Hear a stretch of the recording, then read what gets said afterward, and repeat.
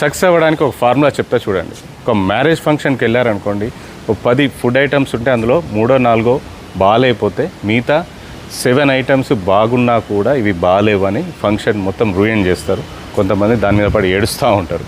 So అలాగే మన దాంట్లో 1 2 మైనస్ పాయింట్స్ ఉంటాయి. చుట్టుపక్కల ఉన్న వాళ్ళందరూ అవే చూసి వీడికి ఏం రాదు, వీడికి ఏం చేత కాదు అనే ఫీలింగ్లో ఉంటారు. అలాగే మిమ్మల్ని కూడా అలాగే ఫీల్ అయ్యేలా చేస్తారు.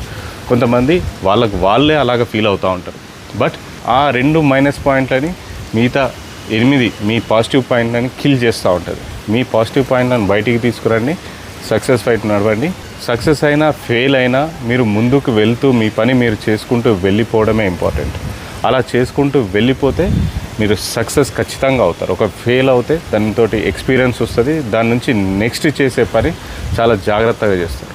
బిజినెస్ అయినా, పర్సనల్ లైఫ్ అయినా, మీ ఫ్యామిలీ లైఫ్ అయినా ఇది చాలా ఇంపార్టెంట్. మెయిన్గా మీరు సక్సెస్ ఆ ఫెయిల్ అని చూడకుండా మీ వర్క్ మీరు చేసుకుంటూ వెళ్ళిపోవడమే. మీ వర్క్ మీరు చేసుకుంటూ వెళ్ళిపోతే మీకు ఖచ్చితంగా మంచి రిజల్ట్స్ వస్తాయి, పాజిటివ్ రిజల్ట్స్ వస్తాయి, మంచి లైఫ్లో మంచి ఎక్స్పీరియన్స్ వస్తుంది. Thank you so much. Me KP business Guru.